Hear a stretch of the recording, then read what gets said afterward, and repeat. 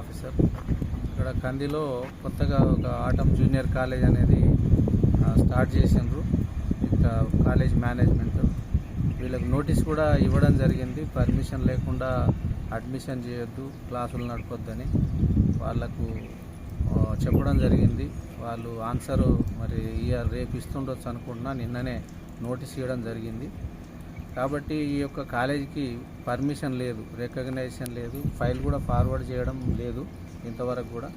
కాబట్టి పిల్లలకు, పేరెంట్స్కి, సంగారెడ్డి సరౌండింగ్ అందరికీ చెప్పేది ఏంటంటే ఈ కాలేజీలో పిల్లల్ని అడ్మిషన్ చేయొద్దు. ఫీజులు కట్టి పిల్లల యొక్క భవిష్యత్తుని పాడు చేసుకోవద్దు. కాబట్టి మీరందరూ కూడా మరి పేరెంట్స్, పిల్లలు అందరూ కూడా గమనించి మరి మీ యొక్క లైఫ్ని పాడు చేసుకోకుండా, రికగ్నైజేషన్ కాలేజీలో జాయిన్ చేసి పాడు చేసుకోకుండా మరి కాపాడుకోవాలని, మరి రికగ్నైజేషన్ ఉన్న కాలేజీలు చూసి అడ్మిషన్ కావాలని చెప్పి మరి మీకు చెప్పడం జరుగుతుంది.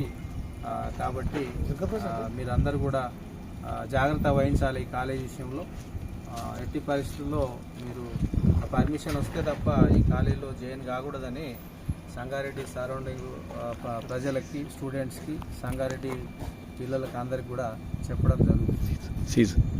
సో ఈ కాలేజీని మరి సీజ్ చేయడం కూడా జరిగింది. లాక్ వేసినాము, సీజ్ కూడా చేసినాం.